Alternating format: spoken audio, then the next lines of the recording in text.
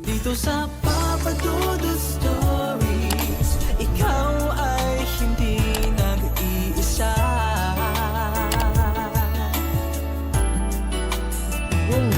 Dito sa Papa Dudut Stories, may nagmamahal sa'yo. Papa Dudut Stories.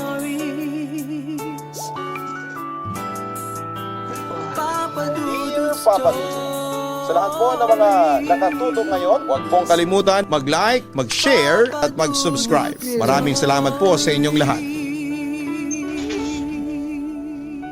Una программа дает только покушать. Bawat isa sa atin ay may espesyal na kwento tuwing sasapit ang Kapaskuhan. Mga kwentong nagbibigay ng kulay sa pagdiriwang nito. Sa kabila ng mga pinagdadaanan natin sa nakalipas na 11 buwan, may mga kwento rin naman tayo ng pag-ibig na sa unay sinubok ng panahon. At naging mahirap para sa atin na ilaban ito, lalo na kung ang humahadlang dito ay ang mga mahal natin sa buhay mismo. Ganito ang sinapit ng kabarangay nating si Ernesto. Sa kabila ng kanyang edad ay sumubok pa rin siyang magmahal. Pero maging masaya pa kaya ito hanggang sa huli kung mahigpit itong tututulan ng mga mahalagang tao sa buhay niya. Pakinggan ang kanyang storya dito lamang sa mga kwento ng pag-ibig, buhay at pag-asa sa nangungunang Barangay Love Stories. Dear Papa Dudut, mapagpalang araw po sa inyo at sa lahat ng mga nakikinig sa Barangay Love Stories ngayon.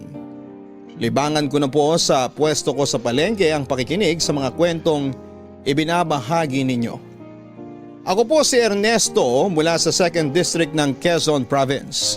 65 years old na ako ngayon at masaya pa rin nagbebenta ng mga saging sa pwesto namin sa palengke. Yung kwento ko pong ibabahagi sa inyo ay nangyari noong 56 years old pa lamang ako. Bali 9 na taon na rin ang nakakalipas. Maalaga po ako sa katawan kaya hindi ganong halata na 56 years old na ako ng panahon na yon. May landing nakapagsabi na hawig ko raw si Kuya Kim. Ang kaibahan lang, may buhok pa siya. Ako ay wala na kahit isa. Mas presko kasi sa pakaramdam pag wala akong buhok. Kahit na madalas akong tinutokso at halos naging palayaw ko na rin ang kalbo dito sa amin. Hiwalay na ako noon sa asawa ko at nasa poder ko naman ang 2 kong anak na babae. Bukod sa pwesto ko sa palengke, meron akong lupa na ginawa kong sariling sagingan. Doon ako kumukuha ng supply ng mga saging na binibenta ko sa pwesto. Nagbabagsak din ako sa ibang mga palengke. Hindi man ako nakapagtapos ng pag-aaral, ay ginamit ko naman ng diskarte ko para magkaroon ng sariling kabuhayan. Pinag-iipunan ko na rin ang pagbili ng bagong sasakyan. Pero dahil maganda pa ang takbo ng lumang owner type jeep ko, ay hindi ako nagmamadali na kumuha ng bago. Katuwang ko sa negosyo ang panganay kong anak na si Etela. 35 years old pa lamang siya ng panahon na yon. Masipag siya at masunurin pero lagi namang nasasangkot sa mga away kapitbahay dahil sa pagiging tsismosa niya. Lagi pang sawi sa pag-ibig kaya may mga pagkakataong hindi ko alam kung paano pagagaanin ang loob niya. Yung bunso ko namang si Lori, 30 years old na noon pero spoiled pa rin at mama's girl. Malayo ang loob sa akin ng isang yon kahit binigay ko na ang lahat ng gusto. Hindi rin naman ako nagkulang sa pagbibigay ng atensyon sa kanya. Sadyang mas malapit lamang ito sa kanyang ina at tanggap ko naman yon. Bukod sa ilang problema sa mga anak ko ay isa pa sa mga nagpapasakit ng ulo ko ang bungangera naming kapitbahay na si Crisanta. Hindi ko lang kasi siya basta kapitbahay kundi kakompetensya rin sa pwesto sa palengke. Maladina Bonavi bilang Giselle sa abot kamay na pangarap ang datingan niya. Bagamat naiinis ako sa kanya ay hindi naman may tatangging kahit may edad na. Maganda pa rin siya at di mahirap magustuhan kung medyo bumait lang sana.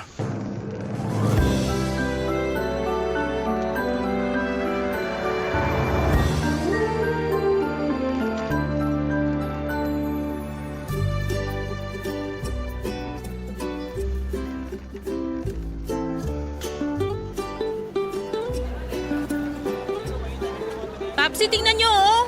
Ang aga naman ng kalaban natin. Sino? Si Crisanta? Sus, lagi namang maaga ang isang yan. Pero una tayo nakakabenta. Tama ka, Papsi. Tingnan mo naman, yung mukha parang isang buwan nang nalugi. Hayaan mo na lang, Nak. Magtinda na lang tayo. O mga suki, bili na kayo. Saging! Saging kayo dyan! Ate, kuya, saging! Sariwang-sariwa pang saging ng tatay ko. Malaki at mataba pa. Ikaw talaga. Baka mamaya kung ano pang maisip na iba makakarinig sa'yo. Ay teka, ikaw na muna magtawag ng customer, Tela. Ayusin ko lang itong listahan ng mga pautang natin. No problem, Papsi! Bili na kayo ng saging! Dito na kayo sa amin, oh! Fresh na fresh! Hello, mga suke! Dito kayo bumili sa akin. Sariwang-sariwa mga saging ni Santa! Di tulad ng sa iba dyan. Naturukan kaya mukhang malaki. Huwag kayong maniniwala sa sabi-sabi ng kung sino lang, mga suke. Itong saging ng Papsi ko, legit na fresh.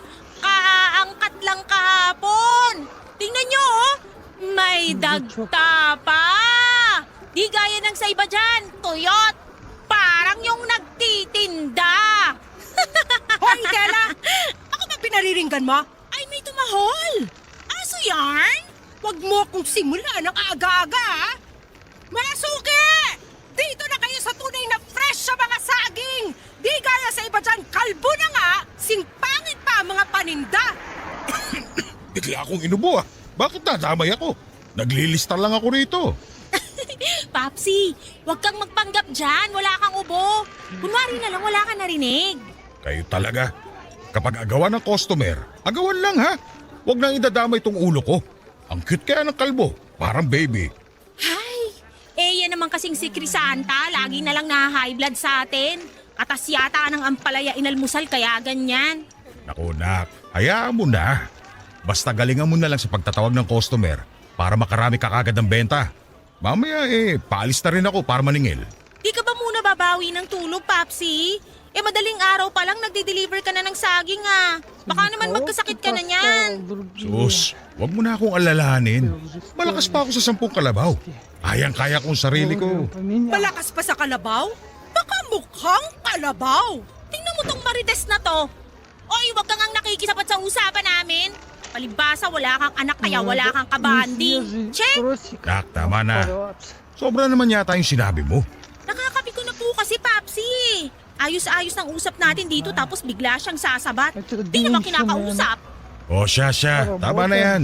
Masyado na rin mainit ang ulo mo.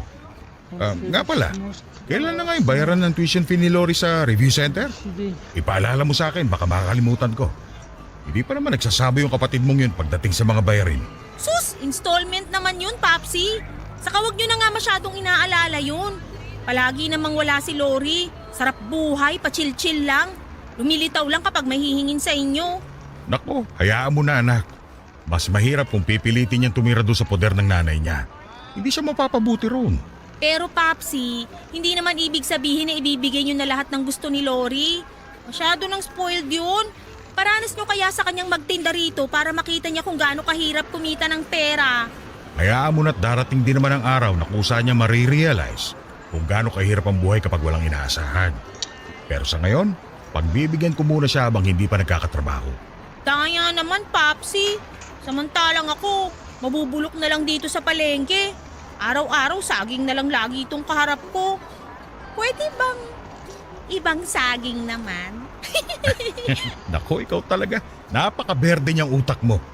Wala na ba talaga nagkakagusto sa'yo kaya nagkakaganyan ka? Meron naman daw. Sabi ng albularyo.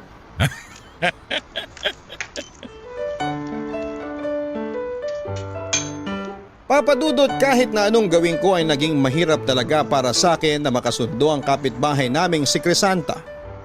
Kayang-kaya ko namang magpasensya minsan pero hindi ang anak kong si Etela. Tuwing nagpapang-abot sila ay halos magsabong na silang dalawa.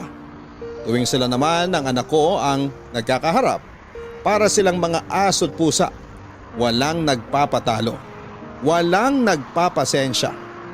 Bukod kasi sa kompetensya sa pwesto sa palengke, kapitbahay din namin si Crisanta. Pakiwari ko para mabwisit kami ng husto. Sinasadya ni Crisanta ang pagvividyoke na inaabot ng hating gabi. Minsan ko na siyang nireklamo dahil nakakabulahaw na ang lakas ng tugtog niya, tapos ay sasabayan pa ng sintonado niyang boses. Ang katwiran naman ni Crisanta, nagkakasiyahan lang sila ng mga kaibigan niyang inimbitahan sa bahay niya. Bukod sa problema namin sa ingay at bunganga ng aming kapitbahay, unti-unti na rin akong nagkakaproblema sa bunso kong anak na si Lori. Napapadalas na kasi ang pag-uwi niya ng madaling araw. Tuwing tinatanong ko siya ay sinasagot lamang ako ng pabalang. Bagay na hindi ko na nagugustuhan, kaya madalas ko na rin siyang napagsasabihan noon.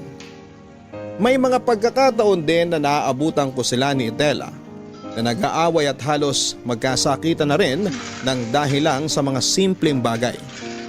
Alam ko namang normal lamang yon sa magkapatid, pero malaking sampal sa akin kapag sa harap ko sila mismo nag-aaway. Pakiramdam ko ay nagkulang ako sa parte ng pagdidisiplina ko sa kanila bilang isang ama. Ginawa ko naman ang lahat para disiplinahin silang magkakapatid. Pero hindi na yon ganong kadali, lalo na't pareho na silang matanda. Yung mga ganong edad kasi, aminin man natin o hindi, ay mahirap na talagang kontrolin dahil may sarili na silang desisyon. Hinahayaan ko naman silang mag-decide para sa sarili nila, pero gusto ko ring makasigurado na naroon ako sa tabi nila para gabayan sila, Papa Dudut.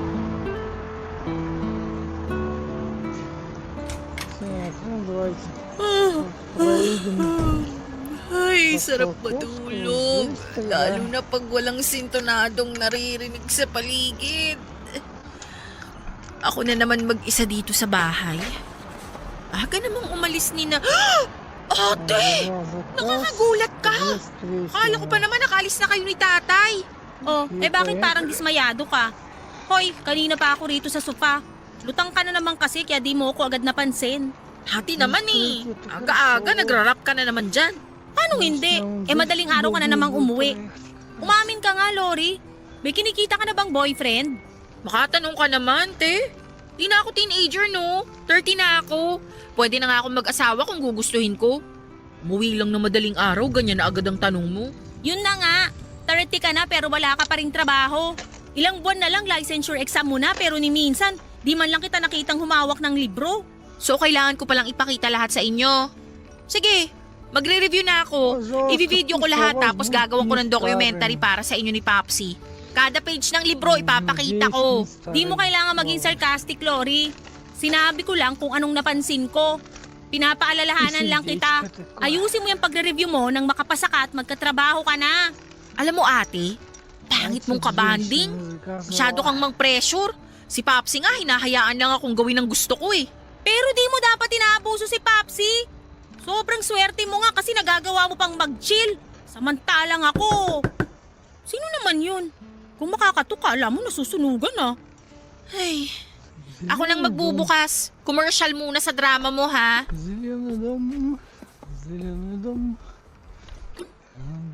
Oh, Ninong Osme. Oh, nandito pala ang magandang inaanak ko eh, ha? Ang Popsy mo.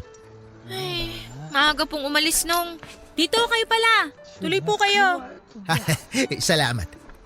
Kala ko naman kung sino, yung GGSS ko lang palang Ninong. May sinasabi ka, Naksi? Sabihin mo lang kay Ninong, ha? Alam mo naman, walang di kinakayang angking kong kagwapuhan. Isang ngiti ko lang, gagaan na ang lahat. GGSS ko po talaga nung. GGSS? Ano yun? Gwapong-gwapo po sa sarili. Ganon ka po, di ba? Grabe ah.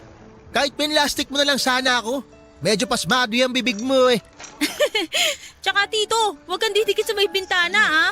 Baka kasi mapagkamalang ang kurtina. Oo nga no. Yan po pala yung bagong fashion style mo nung. Terno sa kortina namin yung polo mo. Alam nyo, manang-mana talaga kayo sa tatay nyo.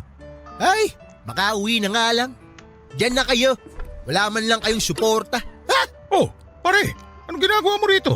Pambihira naman, Ernesto. Nakakagulat yung ulo mo. Magkakasakit ako niya sa puso eh. Ay, kung magkakasakit ka man sa puso, hindi ko nakasalanan. Ingat ka na lang kasi dyan sa baba mo. Malapit sa dibdib. Kaya huwag ka masyado nagtututungo. Ay, nako. Wala talaga akong mapapala rito. Mag-aama nga kayo. Uuwi na ako. Oh, huwag ka na magsalita, pare. Kahit sa ngalan na lang ng pagkakaibigan natin. Kota na kayo eh. Ha? Papadudot, sanay na ako sa ganong ugali ni Osme. Medyo may pagkapikunin lang ang isang yon, pero mabilis ding makamove on. Pusong mamon din siya lalo na pagdating sa mga anak ko. Tulad ko ay 56 years old na rin si paring Osme. May-ari naman siya ng isang maliit na barbershop sa amin. Mapagbiro siya at galanting ninong pa. Kahit walang okasyon ay nagreregalo siya sa mga anak ko na wala namang ibang ginawa kundi ang tuksuhin siya. Wala pa rin kasing sariling pamilya si Osme. Marami na siyang niligawan pero lagi namang busted. At yung baduy niyang pormahan ng kadahilanan. Yung tipong naka-checkered na polo tapos teternuhan ng jersey shorts at magsusuot pa ng mahabang medyas. Dagdag pa na medyo naging tampulan ng tukso ang may katulisan niyang baba. May kapayatan din kasi si Osme. Kaya naman hinayaan ko na lang siya na maging malapit sa mga anak ko dahil halos anak na rin ang turing niya sa mga ito. Sa ganong paraan din ay hindi magiging malungkot ang buhay niya at hindi niya mararamdamang nag-iisa siya sa buhay. Tungkol naman kay Crisanta, Papadudot, mas lalo pang lumala ang inis niya sa akin. May mga pagkakataon pa na sinasabotahin na niya ang mga paninda kong saging. Napag-alaman namin na naglalagay siya ng maliit na daga sa pwesto ko. Kaya may panahon na halos lahat ng paninda ko ay na-reject. Hindi naman nagpatalo ang anak kong si Etela. Kung ano ang ginawa ni Crisanta ay siya ring ginawa niya rito. At dahil nga sa gantihang yon ay mas lumabo pa sa sabaw ng sinaing ang pag-asang magkakasundo pa kami ni Crisanta.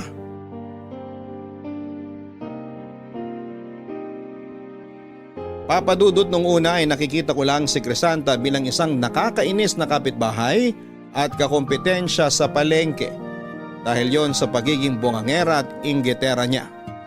Pero kalaunan ay unti-unti ko ring na-appreciate ang kagandahang meron siya.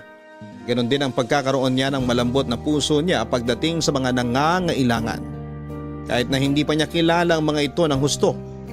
Ilan na kasi ang nakita kong lumapit sa kanya para sa tulong pinansyal at hindi naman siya nagdalawang isip na magbigay. Kaya naman kahit may mga araw pa rin noon na nagsusungit siya, hindi ko na lamang pinatulan at nagpasensya na lamang ako para hindi na humaba. Nagtaka naman ang anak kong si Etela sa napansin niyang pagbabago sa pakikitungo ko kay Crisanta. Nagtanong pa nga siya kung ano raw ang meron sa akin at hindi ko na pinatulan ang mga pasaring nito. Pero sinarili ko na lamang ang tunay na dahilan. Alam ko kasi, Papadudot, na kapag sinabi ko na unti-unti ko nang hinahangaan si Crisanta ay hindi yon magugustuhan ng anak ko. Sinubukan ko rin noon na magkaayos silang dalawa pero hindi rin umubra. Hindi naman nagtagal, Papadudot, ay nalaman kong natitipuhan na rin ni Osme si Crisanta. Nagpatulong pa siya noon sa akin kung paano aakyat ng ligaw. Bagay na hindi naging madali para sa akin dahil pareho kami ng babaeng napupusuan.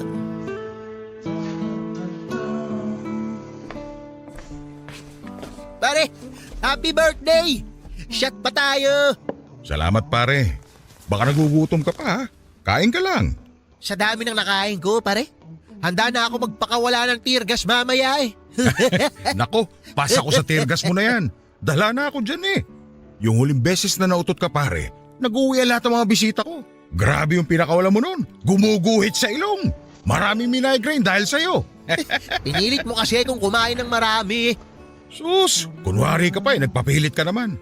Dinaan mo lang sa pakurot-kurot sa fried chicken, pero halos maubos mo na lahat. Alam mo, minsan hindi na talaga nakakatuwa yung talas ng memorya mo. Pag-asawa ka na nga lang ulit pare para hindi ako yung laging nakikita mo. Paano eh, may nakauna na sa nagugustuhan ko. Sus, may nakauna lang pala eh. Bakit? Sila na ba? Kung hindi pa, huwag kang papatalo hanggat hindi ka pa naman binabasted. Ha? Wow, may pinaguhugutan kaya yata pare. Meron nga. Si Crisanta. Ang ganda-ganda niya pare pero mapanakit eh. Mapanakit? Paano mo naman nasabi? Pare naman, Барим, gusto mo pa talagang sabihin ko. Pero sige, kung diyan ka masaya, поется. binasted ako ni Crisanta. Anak ng tokwa, itinuloy mo talaga yung panliligaw sa kanya. Eh hindi na ako magugulat kung babaste din ka nun. Isipin mo na lang ha, mangga at saging. Hindi talaga terno eh. Hayop din yung mga biro mo no? Parang totoo na. Ha? Eh sino ba may sabi nagbibiro ako? Mamaya mo na ako gisahin. Itutuloy ko muna yung kwento. Ang sabi niya nung binasted niya ako, ayaw niya raw sa buto-buto. Baka raw matinik siya kapag naging kami. Di na nga ako pinalapit Matulog ka rin kasi ng maayos at kumain ng marami. Para magkalaman ka. Tingnan mo nga mukha kang puyat na paniki. Sa unang tingin talaga, mapagkakamalan kang walis tingting eh. Isa ka pa Nakakalata na ako sa iyo Kaibigan ba talaga kita? Biro lang. Marami pa namang ibang babae dyan. Hindi lang si Crisanta. Alam ko rin naman yun pare. Pero iba talaga kasi ang tama ako kay Crisanta Dito, diretso sa puso. Ang sakit-sakit pare. Alam mo yun, papanain na rin sana siya ni Cupido Kaso, puyat din yata yung loko. Nagmintis. Kung tinamaan sana si Crisanta, imbitado ka kagad sa kasal namin. Wala naman tayong magagawa kung hindi tayo magustuhan ng mga nililigawan natin. Ang mahalaga na lang dun ginawa natin lahat ng makakaya natin para respetuhin pa rin sila at ang desisyon nila sa kabila ng lahat. Hindi naman porket gusto natin gusto na rin tayo. Drama mo rin ikaw ba? Di ka man lang ba tinamaan kay Crisanta? Araw-araw kayo nagkikita sa palengke. Ay, sandali nga. Ihiga ko nga muna to. Pahinga lang ako sandali dito sa sopa nyo Medyo biglang umikot yung mundo ko Барим, Hindi naman ako manhid para hindi siya magustuhan. Maganda siya at may tinatago rin palang kabutihan sa puso. Medyo bungangera nga lang pero pwede na. At saka, денежка. matapos maglabas ng sama ng loob sa akin bigla akong tinulugan ng loko. Ayos din tong si Osme Hoy! Hoy, gising! Pambihira. Nakatulog na nga ng diretso. Hindi man lang ako pinakinggan sa pag-aming ko. 22 уже. Batid ko na maraming maapektuhan kapag sinabi ko noon ng tunay na damdamin ko para kay Crisanta. Hindi lang ang mga anak ko kundi pati na rin ang kaibigan kong si Osme na patay sa babaeng gusto ko. Isa pa ay subukan ko mang bawasan ang tensyon sa pagitan ni Etela at Crisanta ay hindi ko magawa dahil sa araw-araw na nagkikita sila sa palengke ay kinakasira ng araw nila ang presensya ng isa't isa. May araw pa na naabutan ko silang dalawa na nagsasabunutan sa harap ng bahay. Galit na galit si Crisanta dahil sa chismis na ipinagkalat ng anak ko na iba't ibang lalaki ang pinapatuloy nito sa bahay tuwing gabi. Umamin naman si Etela sa ginawa niya kaya gano'n na lamang ang hiyang naramdaman ko kay Crisanta. Hindi lang dahil gusto ko siya kundi dahil malaki ang epekto ng ginawa ni Etela kay Crisanta na wala namang nobyo noong panahong yon dahil sa pagiging pihikan niya sa lalaki. Sa galit ko noon ay pinagbawalan ko na si Etela na makipag-usap kay Crisanta. Ilang araw ko rin siyang hindi pinalabas ng bahay para maiwasan ang pakikipag-usap niya sa mga kapitbahay naming chismosa. Alam ko rin kasi na sila ang nagtutula kay Etela na magpakalat ng kung ano-anong chismis. Palibhas ay mga galit din kay Crisanta. Sinolo ko muna ang lahat ng trabaho. Mula sa pagdi-deliver ng mga saging tuwing madaling araw hanggang sa pagbabantay ng pwesto sa palengke hanggang hapon. Mabuti na lang at kusa nang humingi ng pasensya sa akin si Etela. Naawa na raw kasi siya sa akin dahil mag-isa na lamang ako noon na gumagawa ng lahat. At naging ganon ang sitwasyon ng dahil sa kalokohang ginawa niya. Pinayagan ko naman siyang tumulong ulit sa akin pero umiling ako sa kanya ng ceasefire sa pagitan nila Crisanta. Noong unay parang nanibago si Etela sa tigil bangayan pero kalaunan natuwa naman ako papadudot dahil sinunod din niya yung kahilingan ko. Очень много велодорожек. Ay, salamat. Makakauwi na rin. Pinahirapan pa ako maningil ng mga nangutang na yun. Naku, pasado alas 7 na pala. Mukhang mauubusan na naman ako ng ulam. Teka, parang pamilyar yung naglalakad na yun ah. Si Crisanta ba yun? Crisanta! Uy, Дорога, ba't ka naglalakad? конечно, будет не всегда Umiiyak ka ba? по интернету. Mukha ba akong tumatawa ha? Вы же видели? Nakikita mo namang may luha, magtatanong ka pa. Мы ехали обратно Teka, sandali. Huwag ka naman kagad magalit. через Pero, bakit nga? лес. Ano ba nangyari? Na-hold up kasi ako. Местами Dun sa- надо будет просто Doon sa включать may iskinitang dinaanan ko. белый список. Ano? Teka, sandali. Как, Na-report mo na ba yan? Oo, pero wala около eh. Менделеевска Walang там CCTV doon sa iskinitang yun. интернета Hindi ko rin нету. nakita yung mukha nung lalaki ng hold up sa akin, kaya wala ako nang may balik yung pera ko. Saan ka pupunta? Pauwi ka na ba? Sumabay ka na sa akin. Baka kung maparo ka pa niya sa daan. Naku, hindi na. Nakakaya naman, tsaka baka makita pa ako ng anak mo, sugurin pa ako nun. Ay sus, yung pa talaga iniisip mo. Едем обратно Paano kung домой. may mangyari pa sa'yo habang naglalakad ka pa uwi sa inyo? Sa layo pa ng lalakarin mo, О, ano oras ka pa niyan makakarating sa bahay mo? машинка Kaya sige na, sakay na. Pero, Wala nang pero-pero. Halika na, isasabay na kita. Huwag mo nang alalahanin ng anak ko. Hindi ka makikita noon. sige, pero basta utang to ha. Magbabayad ako. Anong bahid-bahid ang sinasabi mo? Hindi lahat ng tulong kailangan may kapalit. Hindi naman tayo magkaibigan. Hindi rin tayo... Hindi pa. Pero pwede naman nating totohanin yun, di ba? Sigurado ka ba dyan? Bakit naman hindi? Nagawa nyo nga mag-ceasefire ni Itela eh. Hindi rin naman siguro imposible magkasundo naman tayo. Yung hindi na natin kailangan mag-away o magkagawa ng customer sa palengke. Kahit naman hindi natin gawin yun eh, makakabenta pa rin naman tayo pareho. Sa bagay. Pero hindi naman talaga yun yung inaalala ko. ko. Kung ikaw gusto mo makipagkaibigan sa akin, yung mga anak mo, imposible. Walang imposible hanggat hindi pa nasusubukan. Nga pala, malaki ba yung natangay nung hold-upper sa'yo? Malaki-laki rin eh.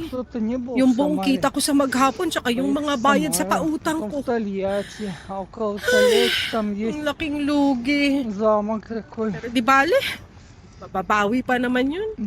Kesa naman magripuhan ako sa tagiliran. Naku, hindi ko ma-imagine na magkakapeklat ako ng ganun. Peklat pa talaga inalala mo ha? Siyempre, kahit naman pagtitinda ang trabaho ko, dapat makinis pa rin ang kutis para, alam mo na, di ka anong halata ang edad. Grabe no? Halos hindi ko na maisip kung paano nagsimula yung hindi natin pagkakasundo. Pero mas malala talaga sa panganay mo. Masyadong mainit ang dugo nun sa akin eh. Hayaan mo. Darating din yung araw na magkakasundo rin kayong dalawa. Total, marami naman kayong pagkakapareho. Ernesto, salamat nga pala ha. Tsaka pasensya na rin sa mga nagawa ko noon. Sa panlalait ko sa'yo, sa mga paninda mo. Alam mo namang hindi totoo yun eh. Pagganti lang. Napilitan na lang din ako. Sus, pass is pass. Hayaan mo na yun. Ang mahalaga, yung ngayon at yung magiging future natin. May sinasabi ka? Wala. Naku, malapit na pala tayo. Saan ba kita ibababa? Doon na lang sa may kanto para hindi makita ng mga anak mo. Salamat uli ha. Hayaan mo. Babawi ako. Wala yun. Hindi mo kailangan bumawi.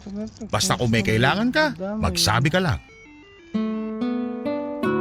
Dahil sa pagtulong na ginawa ko kay Crisanta, nang gabing yon ay yun na rin ang naging tulay para unti-unting magbago ang pakikitungo niya sa akin. Hindi pa rin nahanap ang hold-upper na ng biktima sa kanya at malabo na rin na mabawi pang nakuhang pera kaya tinanggap na lamang ni Crisanta ang malaking pagkaluging yon. Ang dating agawan namin ng customer sa palengke ay nauwi sa bigayan. Sa ganong paraan ay pareho kaming kumikita at natuwa na rin ang may-ari ng mga kalapit naming pwesto dahil wala na raw silang naririnig pang bangayan noon. At tuwing nagkakatingin ang kami ni Crisanta, hindi namin maiwasang mapangiti sa isa't isa. Ganon pala ang pakiramdam kapag yung dati mong kaaway at kinakainisan ay napalapit na rin sa'yo. Ewan ko ba pero hindi ko maiwasan noon ang kiligin tuwing gumaganti ng ngiti si Crisanta. Para tuloy kinikiliti ang puso ko tuwing nahuhuli ko siyang panakanakang sumusulyap sa akin. Pakiramdam ko noon ay para kaming bumalik sa pagiging teenager dahil sa nararamdaman namin para sa isa't isa. Hanggang sa umabot na nga kami sa puntong palihim na kaming nagkikita ni Crisanta, Papa Dudut. Kumakain na kami sa labas ng kaming dalawa lang. Doon ko ipinakita sa kanya kung gaano siya ka-espesyal sa akin.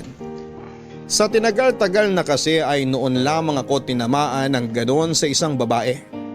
Dahil doon ay naglakas loob na rin akong aminin sa kanya na gusto ko siya at bala ko ng manligaw, Papa Dudut.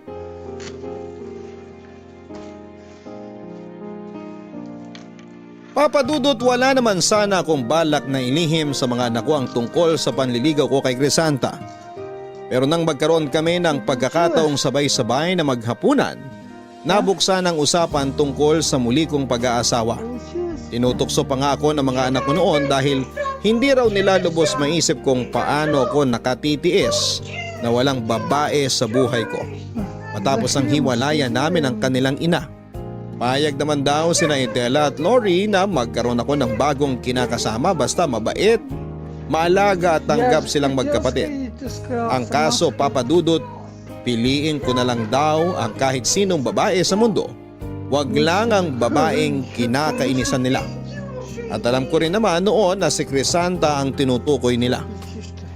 Sa unang pagkakataon ay pinanghinaan ako ng loob. Nagdalawang isip ako na sabihin sa kanila na si Crisanta nga ang babaeng napupusuan ko. Mas matimbang kasi sa akin ang mga anak ko. Kaya kong isakripisyo ang sarili kong kaligayahan para sa kanilang dalawa. Tutal, sa loob naman ng maraming taon ay nakaya kong mag-isa. Pero hindi ko rin naman may tatangging hindi ko na lang basta gusto si Crisanta ng mga panahon na yon. Dahil mas lumalim pa ang nararamdaman ko para sa kanya. Mahal, kain ka pa. Eto, tikman mo tong niluto kong kare-kare. Masarap to. Lalagyan kita sa plato mo. Naku, nakakahiya naman. Ako na lang. Hayaan mo kung pagsilbihan ka. Simpleng bagay lang naman ito. Tsaka, kaya nga kita inimbitahan dito para magawa ko to eh. Ang sweet mo naman. Lakas maka-teenager ah. Ganyan ka rin ba sa asawa mo dati? Medyo. Pero ayaw kasi nun ng nilalambing. Naku, wag na natin siya pag-usapan. Pasispas nga, di ba? Sige na nga. Teka, nasa na nga pala mga anak mo? Linggo ngayon ah. Di ba dapat family day nyo? Family day natin. Ayaw mo? Pwede naman tayong bumuo. Kahit ngayon na. Ernesto? Ano ka ba? Mamaya may makarinig sa'yo eh. Wala namang ibang tao rito. Tayo lang. Alam mo, nakakainis ka. Siyempre yung mga kapitbahay natin. Nakita pa naman nila akong pumasok dito kanina. OA mo naman. Hindi naman magkakadikit mga bahay dito sa atin. Hindi tayo maririnig kung hindi tayo sisigaw. Maliban na lang kung may saaswang yung mga yun. Ikaw talaga? Nananakot ka pa. Mamaya magkatotoo pa yung sinasabi mo eh. Nako, wag mong sabing naniniwala ka pa sa mga aswang-aswang na yan. Siyempre naman no. Dami kaya niyan sa probinsya namin. Alin? Yung mga ngatok sa gabi tapos manghihingi ng ulam? Hindi, ano ka ba? Puro ka talaga kalokohan. Kung di ka naniniwala, dadalawin kita mamayang gabi at papatunayan ko sa'yo. Mas bagay kung akong aaswang sa'yo. Uy, Ernesto! Ay, siya nga pala. Nabanggit sa akin ni Osmi nung nagkainuman kami rito. Umakit pala ng ligaw yun sa'yo? Oo. Pero diniretso ko naman agad siya na hindi ko siya gusto. Kesa naman umasa pa, no? Di ko nga alam kung saan siya kumuha ng lakas ng loob para manligaw eh. Nako!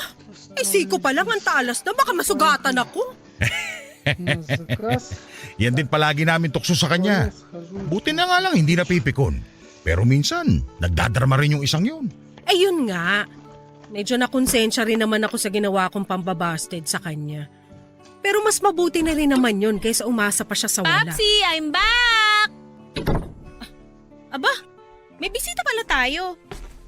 Anak, inimbita ko nga pala si Crisanta para mananghalian dito. Nagluto kasi ako eh. Nagluto o ipinagluto nyo? Di naman ako nasabihan na may special guest pala tayo. Nakapaghandaman lang sana ako ng pa-welcome. Ernesto, uuwi na lang siguro ako. Naku, hindi. Hindi ka pa tapos kumain. Nak, pakiusap naman. Bakit ka ba kasi aalis? Di naman kita pinapaalis. Di ko naman kasalanan na sobrang init ko kaya napapaso ka sa presensya ko. Nak, kumain ka na lang. Sige na. Hayaan mo na Ernesto. Pauwi na rin naman ako pero pwede bang mag-uwi nitong kare-karet lumpia mo? Ang sarap kasi. Ayun, kunwari pang nahihiya. Magbabalot din naman pala. At may baon pang plastic. Uy, Itela, ano ba? Okay na pala ako, Itela. Hindi na ako magbabalot. Pasensya na talaga. Ernesto, uwi na ako. Salamat sa pag-imbita tsaka dito sa masarap mong kare-kare. First time ko makatikim ng ganito kasarap na luto. Bye, Crisanta! See you never! Ay, ihatid na kita sa labas, Crisanta. Di mo na sana ako hinatid pa dito sa pinto. Tumayo ka pa tuloy. Nakaabala pa ako sa'yo. Ano ka ba?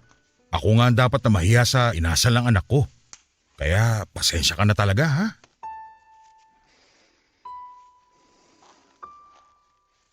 Papadudot ng panahong yon ay ayos na kay Crisanta ang lahat. Mas naging malawak na ang pangunawa niya pagdating sa mga anak ko. Nagpasya rin siya na huwag na lamang patulan si Itela tuwing nauna itong magparinig sa palengke man o sa tapat ng bahay. Pero sadyang matigas ang panganay ko at ayaw makipag-ayos kahit na ilang beses pang gumawa ng paraan si Crisanta para magkasundo sila. Hindi ko alam kung ano nga ba ang pwede kong gawin. Pero dahil nadadala na rin ako noon sa nararamdaman ko para kay Crisanta, ay nagkikita na lamang kami ng patago. Para nga akong teenager sa paraang kong yon. Yung bang tipong istrikto ang magulang kaya hindi nagpapaalam pag nakikipagkita sa kasintahan. Wala rin kaalam-alam ang mga anak ko na sinagot na ako ni Crisanta matapos ang ilang buwang ligawan. Hati ang emosyon ko noon. Masaya ako pero naroon pa rin ang takot sa magiging reaksyon nila, Papa Dudut. Mahirap para sa akin ang itago ang relasyon namin ng nobya ko. Lalo na at araw-araw naming nakikita ang isa't isa. Hindi may kakaila sa mga simpleng tinginan at senyasan na meron na ngang namamagitan sa amin ni Crisanta. Alam ko rin noon na nakikiramdam lang ang anak kong si Itela. Ernesto? Ernesto, nandiyan ka ba? Nakabukas ang pinto, papasok na ako, ha? Hoy! Itela, nandiyan ka pala. Ernesto, nandiyan ka ba? Wala si Papsi dito. Pasensya ka na talaga, hindi ko naman alam na nandito ka. Bahay namin to, malamang nandito ako. Mas nakakapagtaka kung ikaw ang maabutan ko dito. Teka nga, bakit bigla-bigla ka nalang pumapasok dito, ha? At home ah. Pasensya ka na, akala ko kasi. Akala mo si Papsi yung nandito, no? Pwes, maumay ka sa mukha ko kasi ako ang nandito sa bahay. Nasan ba siya? Bakit mo ba inaalam? Makatanong parang kayo na. Ha? Hindi kami. May itatanong lang kasi ako sana sa kanya. Hoy, Crisanta, wag ako ha. Di ako tanga at mas lalong hindi ako manhid para di makahalata sa inyong dalawa. Ano, naliligaw na ba sa'yo si Papsi? Kaya siguro bigla kang bumait. Nakakabigla eh. Kala ko nga nausog yung sungay mo kaya biglang nagtago. Mas mabuti siguro kung siya na lang ang tanungin mo. Teka, mangga ba yung kinakain mo? Ha? Bakit tinapang mo yung pagkain mo? Hindi naman ako manghihingi. Aba, malay ko ba? Baka mamaya may baon ka na namang plastic dyan. For your information, hindi na nagluluto ng kare-kare si Papsi. Nasusuka ako sa amoy ng tuwalya pag pinapakuluan. Amoy bagang. Grabe ka naman. Hindi naman amoy bagang yung kare-kare ng Papsi mo. Ba't kasi di ka pa umaalis? Wala nga rito si Papsi. Ang init naman agad ng ulo mo. Teka, bakit sinawsaw mo sa ice cream yung mangga? Baka sumakit siyan mo niyan. Bakit mo? Di gayahin mo kung gusto mo. Pero wag kang hihingi sa akin ha. Akin lang to. Oo na. Di nga ako hihingi, di ba? Pero pansin ko rin, medyo nagkakalamang ka na. Bakit ang dami mong napapansin? Umuwi ka na nga. Buntis ka ba? Ha? Ano? Hindi no. Issue ka masyado. Sinong buntis? Papsi, kanina ka pa dyan? Kadarating ko lang. Parang gulat na gulat ka naman, Nak. Crisanta, nandito ka pala. Oo! Mga ilang minuto pa lang naman ako nandito. Wala pa nga atang 10 minutes. Medyo nagkakwentuhan lang kasi kami nitong si Itela. Ganun ba? Ayos yan ah. Pero teka, sino nga yung buntis? Wala yun, Papsi. Nakikisagab lang ng chismis yung si Crisanta. Ha? Oo! Yun nga. Nakikisagap lang ako ng chismis. Yung kapitbahay kasi natin dyan sa tapat, parang buntis. Ang marites ko masyado, no? Pero mas malala tong anak mo. Kaya nga sa kanya ako nagtatanong eh. Aba, himala. Hindi kayo nag-aaway ngayon. Sigurado bang wala kayong sakit? O baka naingkanto kayo? Ikaw talaga? O siya, pauwi na rin naman ako. Babalik na lang ako mamaya. Magdadala ako ng lutong ulam. Labas na ako. Di na kita ihahatid sa labas ha. Nag-aalburuto kasi tong tiyan ko eh. Nga pala, sarapan mo yung lulutuin mo ha. Para naman matikman ko na rin ang putahe mo. Oo naman. Sisiguraduhin kong mapapapikit ka sa sarap ng putahing ihahanda ko para sa'yo. O siya, sige na. Tumakbo ka na sa banyo at baka magkalat ka pa dyan. Ito na nga, pasensya na ha. Nak, takpan mo muna ilong mo. Magpapasabog si Papsi mo. Papadudot, masaya na sana ako sa nakita kong pagbabago sa pakikitungo ni Crisanta at Itela sa isa't isa. Pero nalaman ko rin kalaunan na hindi pa rin pala talaga sila magkasundo. At dahil nagduda na rin si Itela sa totoong namamagitan sa amin ni Crisanta, ay napilitan na akong sabihin ang totoo. Gaya ng inaasahan ko ay hindi yun nagustuhan ng anak ko. Hindi raw niya noon matatanggap si Crisanta bilang pangalawang nanay nila ni Lori. Iniling ko naman na sana'y mabigyan niya kahit na isang pagkakataon lang ang relasyon namin ni Crisanta. Pero mas ginusto pa rin niya ang umalis sa poder ko at lumayo sa akin hanggat hindi nagbabago ang desisyon ko. Malinaw naman sa akin ang gusto ni Itela at yun ay ang itigil ko na ang pakikipagrelasyon kay Crisanta. Ang tanging naiwan na lang sa akin ng panahon na yon ay ang bunso kong anak na si Lori. Hindi pa kasi nito alam ang tungkol sa relasyon namin ni Crisanta dahil madalas itong wala sa bahay. Uuwi ng madaling araw at aalis din ng maaga. Pero hindi ko rin naman yon pwedeng itago pa sa bunso ko lalo na't alam yon ng panganay ko. Doon ko na rin sinabi na balak na naming magsama ni Crisanta. Papadudot, umaasa pa rin ako na matatanggap niya ang babaeng pumuno ng puwang sa puso ko. Pero tila suntok sa buwan ang hinihiling kong yon sa mga anak ko. Tulad ni Itela ay hindi rin yon nagustuhan ni Lori.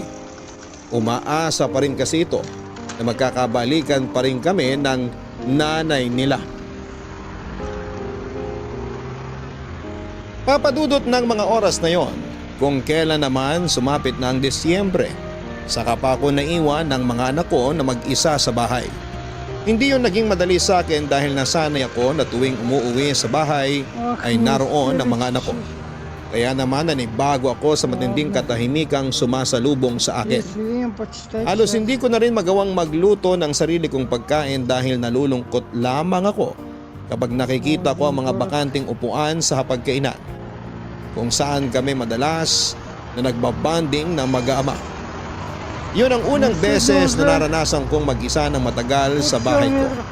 Pero dahil sa pagmamahal ko sa mga anak ko, ay hinanap ko kung saan sila pumunta magmula ng layasan ako. Kahit naman nasa wasong edad na sila, ay hindi ko pa rin sila kayang pabayaan na lamang. Hindi naman nagtaga, ay nahanap ko na si Itela. Pero hindi niya ako pinagbigyan na makausap siya. Nang panahon na yon, ay doon na siya nakikituloy sa bahay ng bago niyang boyfriend. Hindi ko naiwasang magtampo dahil sa araw-araw na magkasama kami ng panganay ko, ni minsan ay hindi niya nabanggit sa akin ang tungkol sa bago niyang boyfriend. Wala kahit pangalan man lang nito o papadudot. At ang masakit pa ay buntis na rin pala siya nung panahon na yon.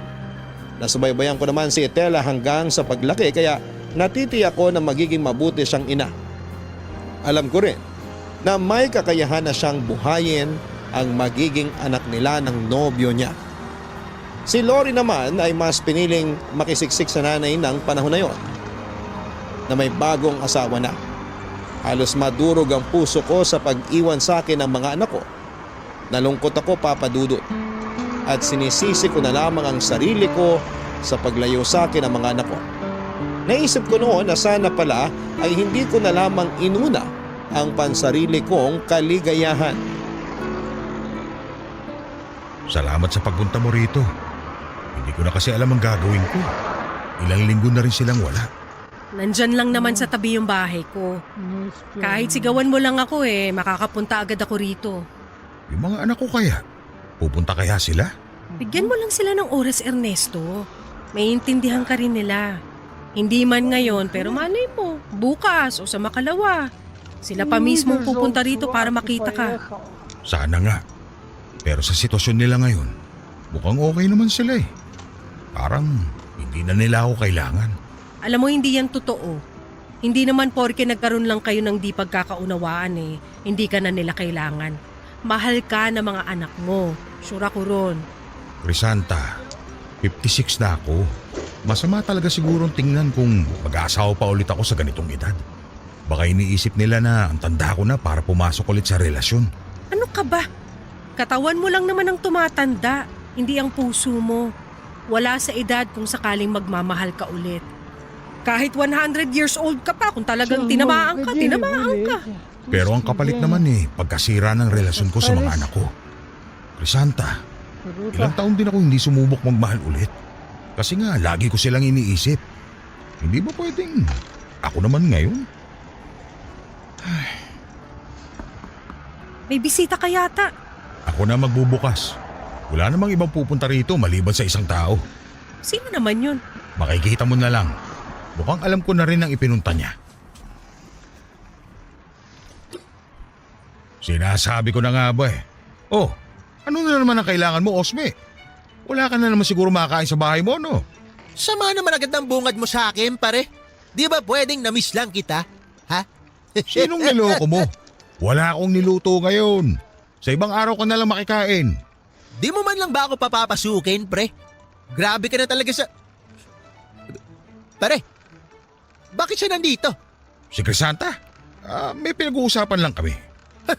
Hindi! Hindi ako naniniwala! Sabihin mo sa akin, pre! Kayo na ba? Ha? Sabihin mo! Sabihin mo! Sus! Drama nito. Oo, kami na nga. Hindi! Hindi totoo yan! Crisanta, my baby loves! Totoo ba yung sinasabi ng kulugong to? Ha? Oo, totoo yon. Ilang buwan na kami. Pasensya ka na, Osme. Ikaw naman kasi, bigla-bigla ka na lang nanliligaw. Pasensya? Kung hindi ka naman tinotropa ng malas, oh. Kaya naman pala lumigo yung pana ni Cupido. Ang sakit niyon, pre. Ang sakit-sakit. Ay nako, tigilan mo na nga yan, Osme. Hindi ko alam kung maaawa ba ako o matatawa sa'yo Alam nyo, nakakatuwa kayong dalawa. Para talaga kayo magkapatid. Ano? Itong si Ernesto, parang kapatid ko? Hindi ko matatanggap yun. Sa gandang lalaki kong to, iahanay mo ako rito. Hindi ko matatanggap hanggang sa kabilang buhay ko na maging kapatid ko tong si Ernesto. Wow ha? Parang luging-lugi ka pang maging kapatid ko. Itsura pa lang ang layo na Dapat talaga, nagpapalit na ako ng kaibigan. Mula nang umalis ang mga anak ko ay naulit na mag-isa na naman akong nag-aasikaso sa negosyo ko. Medyo naging mahirap na yon para sa akin ng mga panahon na yon. Pagod na pagod ako noon at pwede naman akong kumuha ng taong makakatulong ko pero nangihinayang ako sa ibabayad ko. Kaya hanggat kaya ng katawan ko ay hindi ko sinukuan ang araw-araw na trabaho. Gustuhin ko mang magpahinga pero pinag-iipunan ko ang malaking regalo para sa dalawa kong anak. Alam ko naman na darating din ang panahong mag-aasawa na sila at magkakaroon ng sariling pamilya. At pagdating ng oras na yon, gusto ko silang mabigyan ng perang magagamit nila sa pagpapatayo ng bahay o kapital para makapagbukas ng isang negosyo. Masaya at kontento na kasi ako sa buhay kaya sila na lamang ang iniisip ko, Papa Dudut. Kahit alam kong imposibleng dumating ang mga anak ko sa mismong araw ng Pasko, ay namili pa rin ako ng mga panghanda at panregalo. Inabala ko rin ang sarili ko sa paglalagay ng kung ano-anong pandekorasyon sa bahay para maramdaman kong papalapit na ang Pasko. Ewan ko ba, Papa Dudut, pero may kakaibang excitement talaga na dulot sa akin ang Kapaskuhan. Kahit pa noong panahon na yon ay mag-isa na lamang akong magse-celebrate. Nangako naman si Crisanta na hindi siya mawawala sa Noche Buena.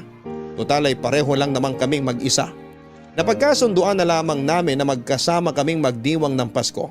Kahit sa ganong paraan man lang ay mabawasan ang pangungulilang nararamdaman ko. Pero habang naghihintay ako noon ng countdown ni Anino ni Crisanta ay hindi ko pa rin nakikita.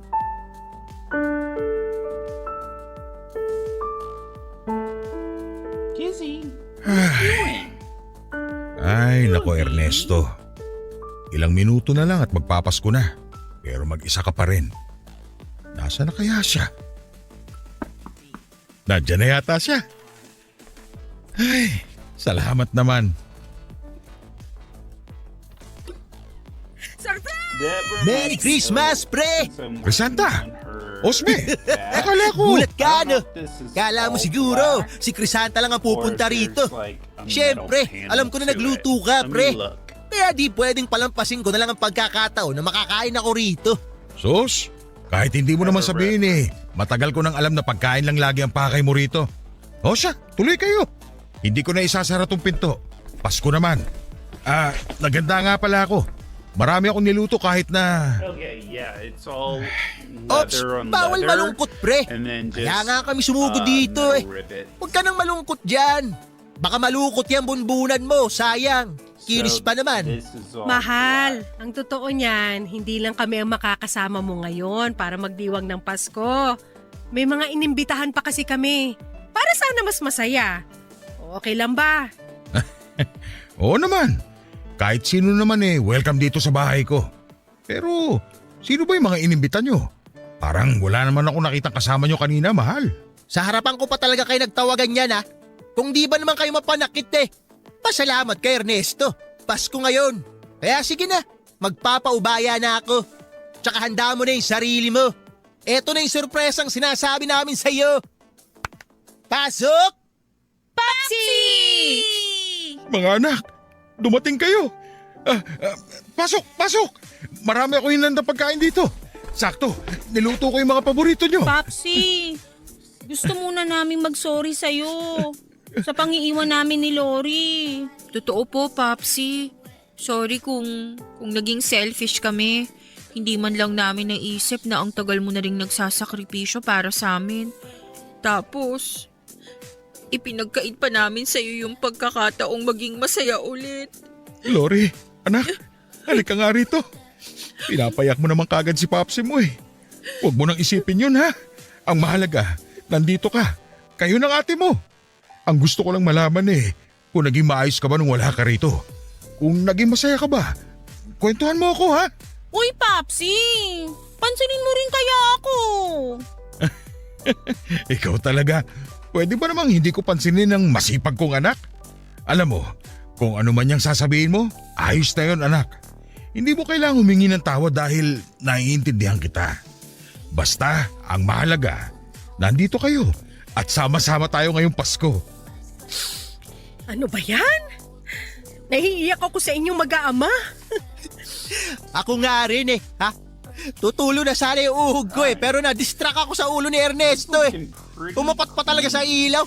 Nakakasilaw. Gumaganti ka ngayon ha. Sige, pagbibigyan muna kita.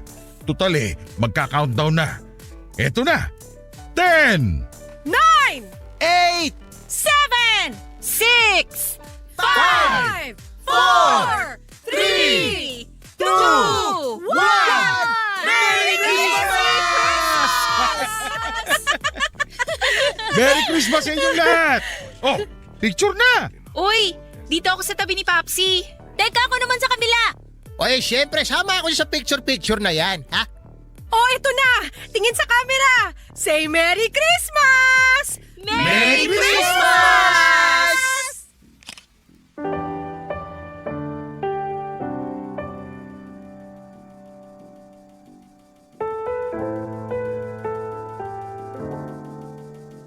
Papa Dudut, buong puso kong tinanggap ang pagbabalik ng mga anak ko. Palagi namang masaya ang Pasko ko pero para sa akin ay higit na espesyal ang Pasko na yon. Hindi lang dahil bumalik na sina Itela at Lori kundi dahil tinanggap na rin nila si Crisanta bilang bago kong mapapangasawa. Nagulat pa ako noon nang malaman kong si Crisanta pa mismo ang naging tulay para magkaayos kaming mag-ama dahil kinausap niya ang mga anak ko. Tinanggap ko na rin ang nobyo ni Etela at ang desisyon nila na magsama na sa isang bubong. Handa naman daw itong panagutan ng anak ko. At sa tingin ko naman ay responsable itong tao. Maayos ding makipag-usap ang mga magulang nito kaya wala na akong naging problema pa roon. Bilang ama ay handa naman akong gabayan at tulungan sila hanggang sa abot ng makakaya ko. Si Lori naman ay naging abala na sa paghahanap ng trabaho.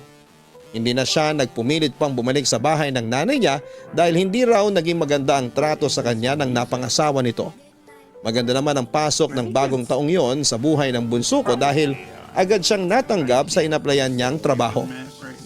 Papadudot sa kabila ng mga problemang dumaan sa buhay ko ay mapapa-hashtag feeling blessed. Ngayong Pasko pa rin ako dahil ang Christmas ko ay hindi lang napuno ng saya at pagmamahalan, kundi pati na rin ang kapatawaran at buong pusong pagtanggap. Sa ngayon ay happily married na ako kay Crisanta at kahit imposible nang magkaanak kaming dalawa, dahil menopause na siya ay masaya naman kami dahil palaging bumibisita sa amin ang mga anak ko na ngayon ay pareho ng ina. Sapat na sa akin na makasama at makakulitan ang mga apo ko sa kanilang dalawa kahit na wala kaming sariling anak ni Crisanta. Hanggang dito na lamang po ang kwento ko, Papa Dudut. Maraming salamat po sa pagkakataong may bahagi rito sa nangungunang Barangay Love Stories, ang masayang kwento ng Pasko. Sana'y maging maligaya pa rin ang Pasko ninyo. Buong pusong pasasalamat din po sa lahat ng bumubuo ng Barangay Love Stories. Mabuhay po kayo, ang programa ninyo at ang buong Barangay LS 97.1, numero 1 po kayo. God bless and Merry Christmas. Ang inyong forever kapuso at kabarangay, Ernesto. Mga kabarangay, tunay na wala sa edad ang pag-ibig. Pag tinamaan ka ay tinamaan ka. Pero kakibat na rin ito ang matatanggap nating judgment mula sa ibang tao. Minsan talaga dahil sa edad natin ay hindi may iwasang may magpaparamdam sa atin na parang wala na tayong karapatang ma-in love at maging masaya ulit. Ang masakla pa, minsan ay hindi basta sino lang ang tututol sa bagay na yon kundi pamilya pa natin mismo. Tulad na lamang ng naranasan ng sender nating si Ernesto. Tinutulan ng mga anak niya ang relasyon niya kay Crisanta pero sa huli ay natanggap din naman ng mga anak niya. Naging merry pa ang Christmas niya, hindi naman masamang magmahal basta wala tayong inaagawan at sinasaktan. Magmahal ng tapat para lagi rin tayong feeling blessed lalo na ngayong magpapasko. Kaya kung medyo tumatanda na tayo at may pagkakataon pa namang magmahal ulit, grab the chance mga kapuso at mga kabarangay. Hanggang sa muli, ako po ang inyong si Papa Dudut sa Barangay Love Stories number 1. Ang buhay ay maiwaga, laging may lungkot at saya. Sa Papa Dudut Stories, laging may karamay ka.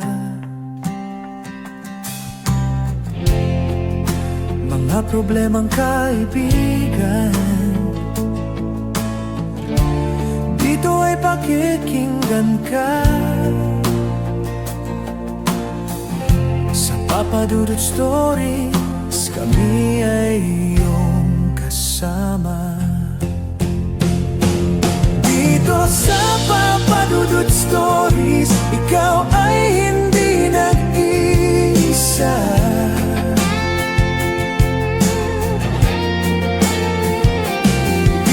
Sa Papa Dudut Stories, may nagmamahal sa'yo.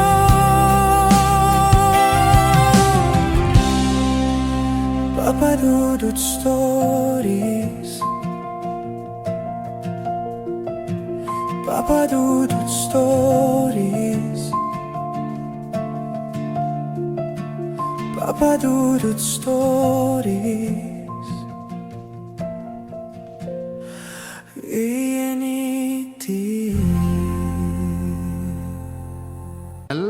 Ang mga anak mo.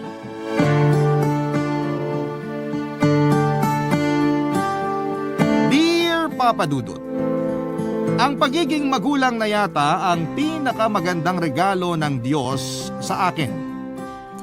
Simula kasi noong nagkaanak ako ay marami akong natutunan sa buhay, lalo na ang pagsasakripisyo. Hindi ko naman sinasabi na perpekto na akong tatay, pero napatunayan ko sa sarili ko na wala akong hindi kayang gawin, alang-alang sa aking mga anak. Ako po si Manny, 56 years old, taga Quezon City at masugid na tagapakinig ng Barangay Love Stories. Naisip kong sumulat sa Barangay LS 97.1 para magbahagi ng kwento ng buhay ko. Sana po ay kapulutan po ito ng aral at inspirasyon ng mga kabarangay natin. Lalo na sa mga katulad kong magulang. Tubong Malay-Balay, Bukidnon ako bago ako napadpad sa QC. Noong 14 anyos ako, sumama ako sa tiyuhin ko para mag-construction worker sa Maynila. Dito na rin ako nakapag-asawa at nagkaanak, Papa Dudut. Akala ko ay madali ang buhay dito pero nagkamali ako. Lalo na at hindi permanente ang aming trabaho. Iyon ang madalas naming pagtalunan ng misis kong si Janice. Kaya nga kapag bakante ako ay sumasilent ako bilang payaso sa mga binyag, birthday at kung minsan ay sa kasal. Nirecruit kasi ako noong kasamahan ko sa construction na ganun din ang ginagawa. Noong una akala ko ay mahirap magpayaso pero kapag nagamay mo na, madali lang pala, Papa Dudut. Masasabi kong nag-iibang tao na ako kapag naka-makeup at nakasuot na ng costume. At kapag nagpapatawa na ako sa harapan ng mga tao, nakakalimutan ko ang mga problema ko, Papa Dudut.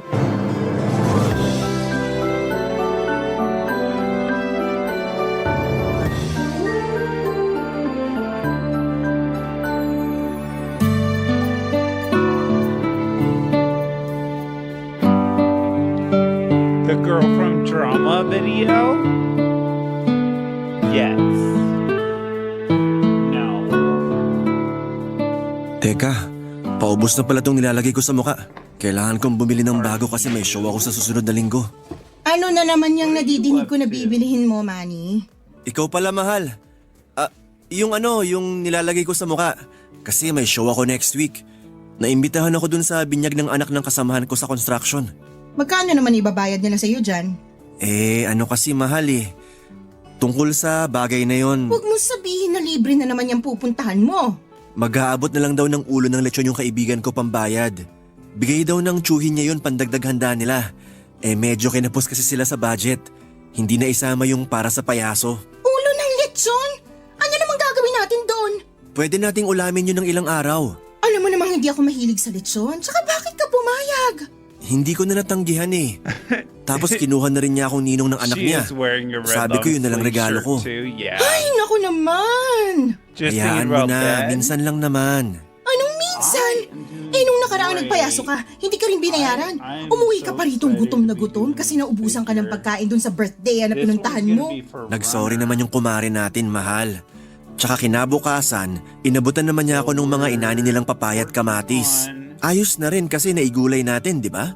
Ay, hindi yun ayos kasi hinahayaan mong bayaran ka lang ng kung ano-ano ng mga kakilala mo. Di mo man lang ba naisip na kailangan din natin ng pera? Naisip ko naman yon. Kaya nga nagsisikap ako sa pagtatrabaho sa construction kung hindi ako nagpapayaso. Dapat kasi mag-construction ka na lang kaysa magpayaso. Wala ka namang napapala sa kakaganyan mo. Tapos ngayon, gusto mong bumili ng panlagay sa mukha mo pero wala ka namang kita dyan. Ay, hirap kasi sa'yo, Manny. Puro kakawang gawa. Mabubuhay ba ng pagkakawang gawa mong pamilya natin? Mahal, sana naman papunta yung usapan nating to. Eh saan pa ba? Eh di sa dapat nitong tumbukin. Baka nakakalimutan mo. May pamilya kang binubuhay. Hindi na nga sapat yung kinikita mo sa pagkukonstruction tapos naghahanap ka pa ng pagkakagastusan. Mabuti sana kung may kinikita ka dyan sa pagpapayaso mo. Eh wala naman. Marami naman ako napapasayang mga bata. Kaya ayos na rin yun, mahal. Hindi tayo mabubuhay ng pagpapasaya mong yan. Kaya kung ako sa'yo, tigilan mo na yung pagpapayaso. Mahal naman. Huwag mo nga ako matawag-tawag na mahal. Hindi ka pupunta doon sa binyag ng anak ng kaibigan mo. Kung gusto nila ng payaso, bayaran ka nila. Pero naka-oo na ako. Nakakahiya naman kung aatras ako. Ay, wala akong pakialam. Tsaka sila dapat ang mahiya. Kasi gusto pala nila ng payaso sa binyag ng anak nila. Eh di sana, pinag-ipunan nila. Hirap sa mga taong yan, ginagamit yung pinagsamahan nyo para makalibre. Kung gusto nila, sila na lang yung magpayaso. Nakatipid pa sila. Janice naman eh. Seryoso ako sa sinabi ko. Pag nalaman kong pumunta ka sa binyag na yun, mananagot ka sa akin. Yes, it's Ada Wong. Mabuti pa. Maghanap ka na lang ng ibang mapagkakakitaan kaysa magpayaso. Tsaka kung tutuusin, hindi ka naman magaling. Hindi ka nakakatawa. Sobra ka naman magsalita. Matagal ko na kayang ginagawa ang pagpapayaso. Matagal na nga, pero parang tanga pa rin. Hindi ka naman magaling umarte. Sobrang OA. Hindi naman yata tama na insultin mo yung trabaho ko. Ay, trabaho palang tawag mo dyan? Para ka kasing naglalaro lang. Kasi kung trabaho nga yan, sana kumikita ka ng pera. Kaso hindi. Dagdag gastos pa. Ang hirap-hirap na nga ng buhay. The Resident Evil women. Bilang padre di pamilya, masakit sa akin na hindi ko kayang ibigay ang pangangailangan ng mga anak ko. Yun bang kahit na anong pagsisikap ko sa buhay, kulang na kulang pa rin ang mga pagsasakripisyo ko. Kulang na lang ay gawin kong araw ang gabi para lamang magtrabaho, pero madalas ay hindi pa rin sapat ang pera na nailalagay ko sa bulsa. Kaya lagi kami nag-aaway ni Janice. Bagay na hindi rin lingid sa kalaman ng panganay naming anak na si Elsie Papadudot. Sa totoo lang ay nahihiya ako sa panganay ko kasi naiintindihan na niya ang buhay namin. At alam niya ang rason kung bakit kami nagtatalo ng nanay niya. Mahal na mahal ko ang mga anak ko. Sila ang buhay ko. Sila rin ang dahilan kung bakit ako nagsisikap. Kaya nga kahit na ano pang mga masasakit na salita ang sabihin sa akin ni Janice ay hindi ko na lamang masyadong dinadamdam. Sa halip ay mas lalo akong nagsika para maging mabuting tatay sa mga anak ko. Buti na lang kahit papaano ay biniyayaan ako ng maunawaing anak. At kahit na hindi ko na ibibigay sa kanila ng kapatid niya, ang lahat ng bagay sa mundo ay hindi naging mapaghanap, ang panganay ko, Papa Dudut. We have this runner mission this one. I'm so excited because it took us a while to find this one, but Tay, kape niyo po. Ay nako, nag-abala ka pa nak. Pero salamat sakto, di pa ako nagkakape. Mukhang busy po kayo dyan sa pagtutupi ng costume niyo May show po ba kayo? Ay, wala nak. Hindi ako tuloy Bakit po? Nalaman kasi ng nanay mo nung nakaraang araw. Ayun, nagalit siya kasi di naman daw ako babayaran ng kukuha sa akin para mag-show. Kaya hindi niya ako pinatuloy. Hindi naman po ba nakakahiya dun sa kausap niyo? Siyempre nakakahiya. Pero ayos lang naman daw kasi nga wala rin naman siyang maibabayad sa akin kundi yung ulo ng lechon sa handaan nila. Ulo ng lechon? Masarap po yun. Kaso ayaw ng nanay mo nun. Hindi raw siya mahilig sa lechon. Nanay talaga? Pero naisip ko na may punto rin naman siya. Naawa lang naman ako dun sa kaibigan kong yun na magpapabinyag ng anak. Kaya sinabi kong pwede ako magpayaso sa kanila ng libre. Kaya lang nung nakaraan, ganun din yung ginawa ko. Nagpayaso ng libre dun sa birthday nung kumare namin ng nanay mo. Kaya galit na galit siya sa akin. Nag-away kami. Yun po ba ang dahilan kung bakit hindi niya kayo kinakausap, Tay? Oo. Kaya nga napag-isip-isip ko na titigilan ko ng pagpapayaso. Tay, wag. Gustong-gusto po namin ang kapatid ko kapag nagpapayaso kayo. Kaya wag po kayong tumigil. Pero ayaw ng nanay niyo sa ginagawa ko, nak. Sabi niya hindi raw ako magaling umarte. Parang OA daw. Hindi lang po na-appreciate ni nanay yung ginagawa niyo. Pero kami na-appreciate namin, Tay. Kaya wag po kayong titigil kasi maraming bata ang malulungkot. Buti ka pa anak. Suportado mo ang tatay. Salamat ha. Walang anuman po, Tay. Tsaka kahit nung maliliit pa kami ng kapatid ko, masayang-masaya na kami kapag nakikita namin kayong naka-costume at nagpe-perform sa maraming tao. Galing niyo po kaya magpatawa. Tapos, ang astig pa ng magic tricks niyo. Nako, baka binobola mo lang ako ha. Hindi ko po kayo binubola. Sinasabi ko po yun kasi gusto ko malaman nyo na proud kami magkapatid sa ginagawa nyo, lalo na sa pagpapayaso nyo, Tay. Lagi ko nga po kayong binibida sa mga classmate ko. Bilib na bilib sila sa inyo. Talaga? Opo. Parang nahiya ako bigla anak ah.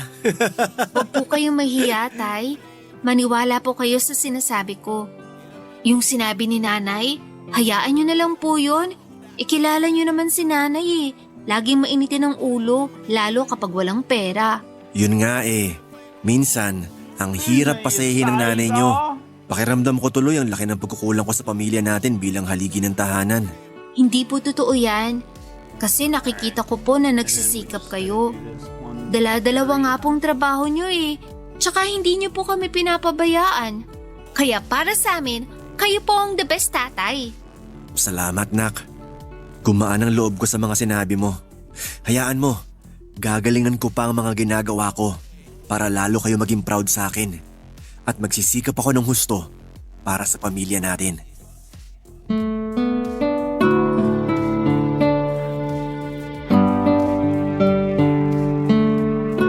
Nakilala ko si Janice noong araw dito sa Maynila. Nagkatrabaho siya bilang kasambahay sa isang mayamang pamilya malapit sa lugar kung saan kami gumagawa ng bahay. Maganda ang misis ko, morena at may dimple sa kanang pisngi. Nagkagustuhan kami hanggang sa nabuntis ko siya.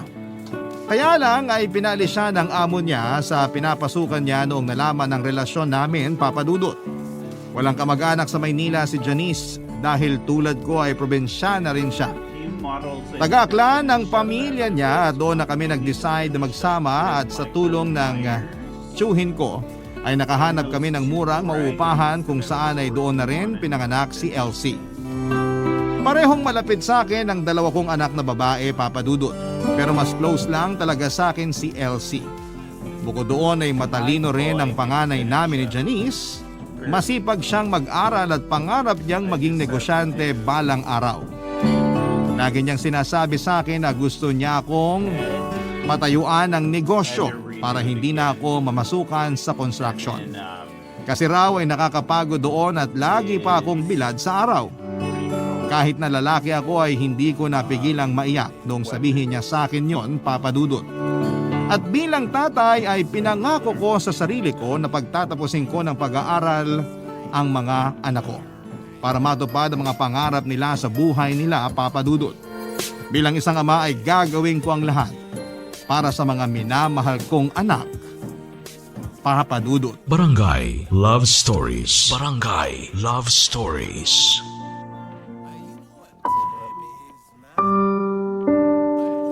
Minsan bago ako matulog sa gabi ay lagi akong nagdarasal sa Diyos na sana'y magkaroon ng himala. Yun bang pagising ko sa umaga ay maayos na ang buhay namin.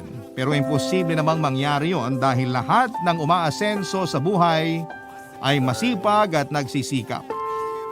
Kaya yon ang eksakto kong ginawa pero nahihirapan lang ako kapag si Janice na yung mismong hindi sumusuporta sa akin sa mga ginagawa ko. Lagi niya kasi akong kinukutya sa pagpapayaso ko. Kaya naman nasasaktan ako. Pero para sa akin ay marangal na trabaho yon, Papa Dudut. Kung sa bagay, hindi ko naman masisisi si Janice kung ganon na magmaliit siya sa hanap buhay ko. Para sa kanya ay hindi yon maipagmamalaki sa ibang tao. Ang hirap din naman kasing mag-apply ng decenteng trabaho lalo na at elementarya lamang ang natapos ko sa pag-aaral. Pero buti na lamang at naunawaan ng panganay namin ang aming buhay. Kaya nga Papa Dudut, naging katulong ko na rin siya sa paghahanap buhay kahit na nag-aaral pa lamang siya sa kolehiyo. Madalas siyang umi-extra bilang waitress sa catering business ng kaklase ko. At pagkatapos na kapag kailangan nila ng payaso ay kinukuha nila ang serbisyo ko Papa Dudut.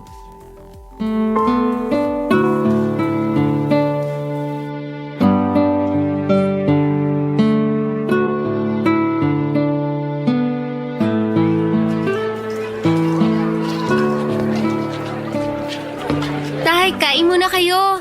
Salamat, Nak. Sakto, gutom na ako. Katatapos lang ng show ko eh. Kita ko nga po. Ang dami mga bata yung natuwa. Oo nga eh. Di ako agad nakaalis kasi marami rin nagpa-picture. Sabi sa inyo, tay, magaling kayo magpayaso. Salamat, Nak. Kasi tinandaan ko yung sinabi mo. Kaya lalo ko pang ginalingan kanina. Tsaka para sulit naman yung ibabayad sa akin dito. Sigurado po ako na sulit yon kasi maraming natuwa at nag-enjoy. Kahit nga yung mga matatanda, nakikipalakpak kanina. Nakita ko po yun kasi nandun ako sa likod, nanunood sa inyo. Ikaw talaga. Ang swerte ko nagkaroon ako ng anak na katulad mo. Yun bang mabait na tapos suportado pa ako? Mas maswerte po kami kasi naging tatay namin kayo. Pangako, tay, na mag-aaral ako na mabuti para pag nakagraduate na ako, magnenegosyo tayo. Yung katulad nito, catering po. Hindi ba mahal yun, Nak? Mahal. Kaya nga po mag-iipon muna ako. Magtatrabaho ako sa private company. Tapos saka natin tutuparin yung pangarap natin. Ano't ano man na mangyari sa hinaharap, tandaan mong ngayon pa lang, proud na ako sa'yo, anak. Alam ko naman po yun, tay. Pero syempre, gusto ko pa rin umasenso tayo para hindi na tayo kapusin sa pangangailangan natin. At para hindi na rin po kayo lagi nag-aaway ni nanay. Gusto ko po kayong tulungan sa pagtatrabaho. Ito pa lang ang pag-working student mo, malaking gaana sa amin. Pero sana, wag mo masyadong madaliin ang pagtatrabaho at pagkita ng pera. Kasi habang buhay ka naman magkatrabaho, lalo na kapag nakagraduate ka na. Sa ngayon, pag-aaral mo muna ang pagtuunan mo ng pansin, Nak. Opo, tay. Tatandaan ko po yan. Kayo po ni nanay ang inspirasyon ko. At kayo rin ang kapatid mo ang inspirasyon ko, Nak. Ay, minsan naisip ko, siguro mabait ako sa nakaraang buhay ko. Paano niyo po nasabi? Kasi binigyan ako ng Diyos ng dalawang mababait at matatalinong anak. Kayo ang kayamanan ko sa buhay na to. Tatay talaga? Mabait pa rin naman po kayo hanggang ngayon eh. Kaya nga marami kayong kaibigan, marami kayong kasundong tao. Pero sabi ng nanay mo parang nasobrahan daw ako sa pagiging mabait. Kasi madalas na raw akong naaabuso. Hindi naman po talaga mawawala yung mga mapang-abusong tao. Pero kung ang gusto nyo lang tumulong sa kapwa nyo, wala pong masama dun. Siguro, madala na lang kayo kapag inabuso kayo ng tao kahit na isang beses pa lang yun. Ganyan nga yung ginagawa ko. Para di na rin kami madalas nagtatalo ng nanay nyo. Alam ko naman po na ginagawa nyo lahat para hindi na kayo lagi nag-aaway ni nanay. Oo. Kaya pasensya na kayo kung minsan naririnig nyo pa yung pag-aaway namin. Wala naman pong perpektong pamilya, tay. Kaya ayos lang po yun. Kain na po kayo. Alam ko kanina pa kayo nagugutom. Sige, Nak. Pero ikaw ba kumain na? Opo, kanina pa po. Balik lang po ako dun sa mga kasama ko kasi kailangan na namin magligpit. See you later, tay.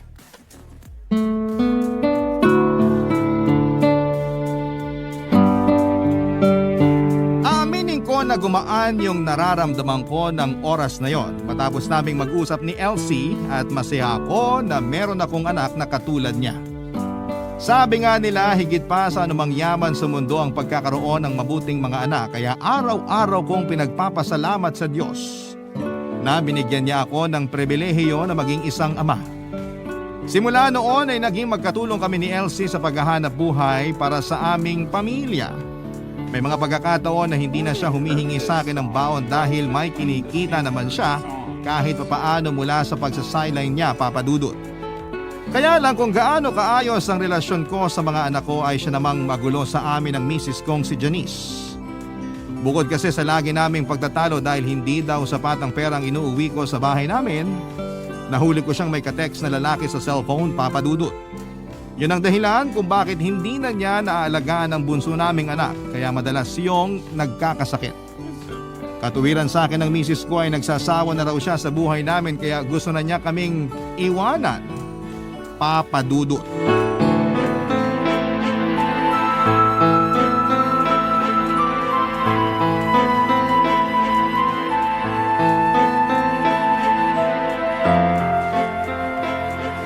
na sa pamilyang to. Gusto ko na umalis. Janice naman! Ano ba pinagsasabi mo? Hindi ka ba makahalata? Sawang-sawa na ako sa pagiging mahirap natin, Manny. Ayoko na ng buhay natin. At saan ka pupunta kung aalis ka? Sige nga! Doon sa katext mong lalaki? Ha? Tama ako, no? Sasama ka sa lalaking yon. Eh ano naman kung sasama ako sa kanya? Iiwan mo kami ng mga anak mo? O bakit hindi? Eh puro na lang naman kayo sakit sa ulo. Puro lang naman kahirapan na papala ko sa inyo. Lalo na sa'yo, Manny. Sana talaga din na lang ako nagpakasal sa'yo eh. Huwag mo namang sabihin yan. Baka marinig ka ng mga anak natin. Wala akong pakialam kahit marinig nila ako. Bakit? Nahihiya ka ba? Ayaw mo malaman kung gaano kapulpul ang tatay nila? Sumusobra ka na sa mga sinasabi mo sa akin, ha? Tama lang naman yung mga sinabi ko ah. Nasasaktan ka? Kasi totoo. Pulpul ka. Wala kang kwentang padre de pamilya. Tumigil ka na! Ano gagawin mo sa akin? Sasaktan mo ko? Sige, subukan mo. Subukan mo para ipabarangay kita. Nay? Tay? Ano po nangyayari dito? Yung tatay mo, sasaktan ako. Tay, totoo po ba yun? Hindi totoo yun, Nak. Ano ba pinagsasabi mo? Ginawa mo pa akong bayolente sa harap ng anak natin. Bayolente ka naman talaga. Kunwari ka pang mabait. Nay, bakit pa kayo ganyan kay tatay? Ano bang kasalanan niya sa inyo? Kasalanan niyang mahirap lang siya. Ayaw tuloy, damay tayo. Lalo na ako.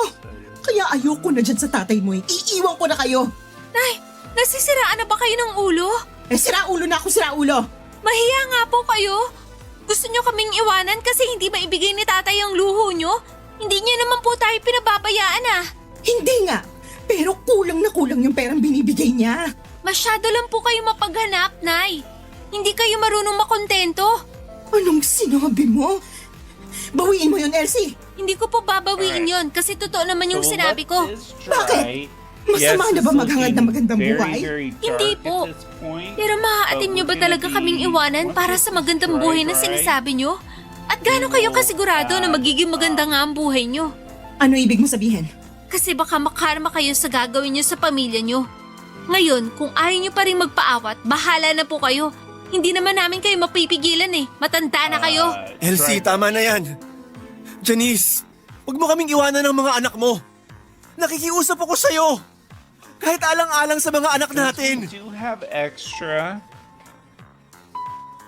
Hiyang-hiya kami noon kay We Elsie can't dahil go kailangan pa niyang pumagitna sa away naming mag-asawa para lamang tumigil kami, Papa Dudut. We'll do the underside. Aaminin ko na but kapwa kami nadala sa aming mga damdamin ni Janice kaya kung ano-ano ang mga masasakit na salita ang nasabi namin para sa isa't isa. Kahit ako ay hindi ko nakilala ang sarili ko sa paraan ng pananalita sa aking asawa. Kaya noong ma-realize ko yun ay humingi kaagad ako ng dispensa kay Janice at sa anak namin. At tila maging si Janice ay tinablan din sa mga sinabi ni Elsie kasi tinigilan na niya ang pakikipag-usap sa lalaki niya. Hindi niya rin kami iniwan tulad ng sinabi niya kaya naman kahit papaano ay nakahinga ako ng maluwag. Ayokong magkaroon ng broken family ang mga anak ko dahil naranasan ko ang hirap na mawalan ng ina. Iniwan kasi kami ng nanay namin noong araw at sumama siya sa ibang lalaki. Kaya nga kahit masakit ay gusto ko pa rin isalba ang pagsasama namin ng misis ko. Pero noong unti-unti nang umaayos ang lahat sa aming pamilya, ay saka naman kami binigyan ng matinding pagsubok na masasabi kong nagpaguho sa mundo ko bilang isang ama. Isang araw ay nakarating sa akin ang balita na nasagasaan ang bunso namin habang naglalaro sa kalsada. At wala na po itong buhay nung sinugod sa ospital, Papa Dudut. Barangay Love Stories. Barangay Love Stories. Galit na galit ako kay Janice dahil pinabayaan niya ang anak namin. Pero noong makita kong maging siya ay nagluluksa sa pagkawala ng aming anak ay napagtanto ko na hindi patas na isisi ko sa kanya ang lahat. Aksidente po ang nangyari at walang may gusto. Mabuti na lamang at nakipag-areglo ang nakasagasa sa anak namin at tinulungan kami sa mga gastusin mula burol hanggang sa pagpapalibing. Kaya lang ay sobrang sakit na mamatayan ng anak, Papa Dudut. Sa kabila ng lahat ay nagpatuloy ang buhay namin at may punto na naging malamig ako kay Janice. Inabala ko sa pagtatrabaho ang sarili ko para maitaguyod ang pag-aaral ni Elsie at lumalaki kasi ang mga gastusin niya sa kolehiyo at kailangan niyang mag-focus sa pag-aaral niya. Kaya ako na mismo ang nagsabi sa anak ko na tumigil na muna sa mga sidelines niya at ako na lamang ang magtatrabaho. Paraan ko na rin yon para mas maging laging abala nang hindi ko laging naiisip ang pagkawala ng bunso namin. Isang gabi ay kinausap ako ni Janice, Papa Dudut.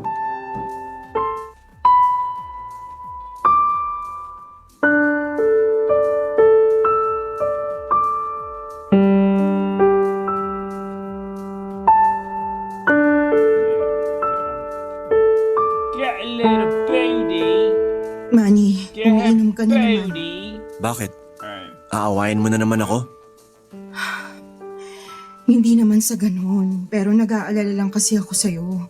Lagi ka na lang umiinom eh. Hindi pa naman sanay yung katawan mo sa alak. Hayaan mo na lang ako. Kasi pag lasing ako, mas madali akong makalimot. Mas madali kong nakakalimutan yung Now that'll pagkawala ng bunso natin, Janice. Pero sa ginagawa mo, baka ikaw naman yung magkasakit. Paano na lang kami ni Elsie? Wow ah. Ngayon may pakialam ka na rin sa akin bigla. Manny naman. Baka nakakalimutan mo. Nakamuntik mo na kaming iwanan at ipagpalit dun sa kabit mo. Wala na kami. Tinapos ko na yung relasyon namin kasi naisip ko na mas mahalaga kayo ng mga anak mo sa akin. Kayo yung pinili ko. Huli na. Kasi wala na yung bunso natin. Alam ko. At hindi ko rin mapigilang sisihin ang sarili ko sa nangyari. Naisip ko na baka karma ko to kasi nagawa kitang lukuhin noon. Tapos, naisip ko pa na iwanan kayo para lang sa pesteng pangarap ko na umasenso at guminhawa ang buhay. Ang sama-sama kong ina. Kaya kinuha sa akin yung anak ko.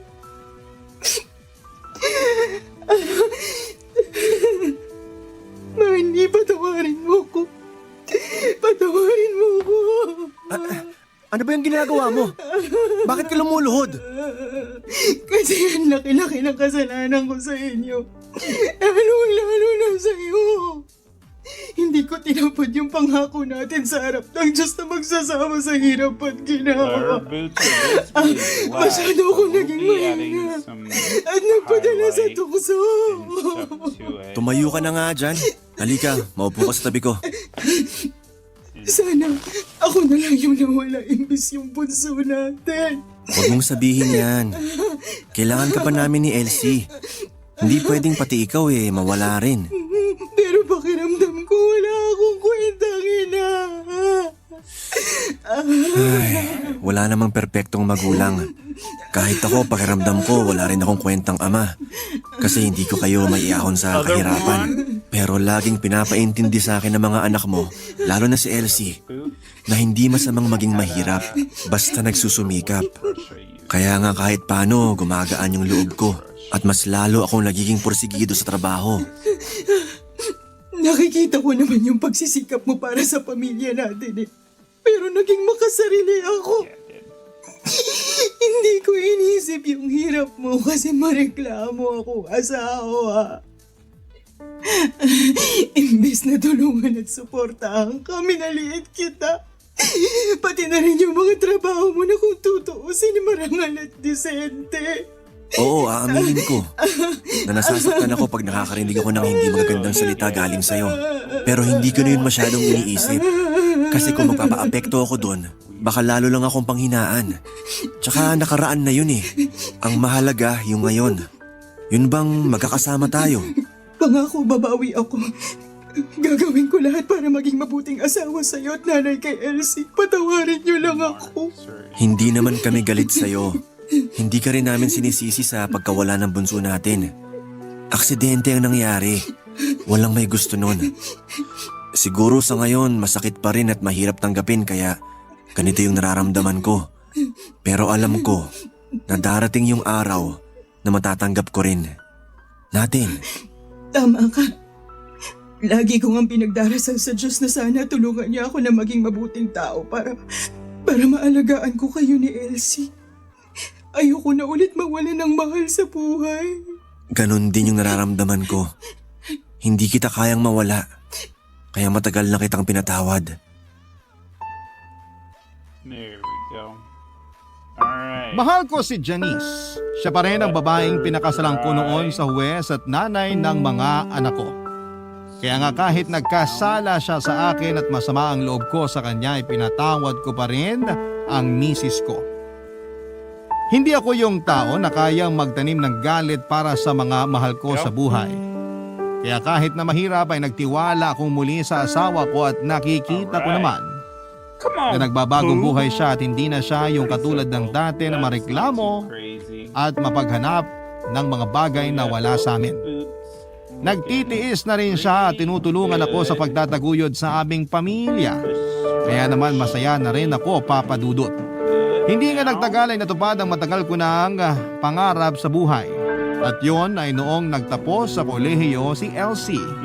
Ako ang kasama niyang umakyat sa entablado para sabitan siya ng medalya noong graduation niya. At masasabi ko, Papa Dudut, na isa yon sa mga pinaka hindi ko malilimutang alaala sa buhay ko. Pangalawa sa araw na isinilang siya. Proud ako sa anak ko kasi nagbunga na rin ang pagsisikap niya. Hindi ko inobliga si Elsie na tumulong sa amin ng nanay niya pero siya ang nagsabi sa amin na hindi niya kami pababayaan. Kaya nga noong nakapagtrabaho na siya ay binigay niya sa amin lahat ng unang sweldo niya. Pero tinabi namin yon ni Janice sa loob ng 8 taon. Alam kasi namin na may mga importanteng pwedeng paggamitan ng pera pagdating ng tamang panahon.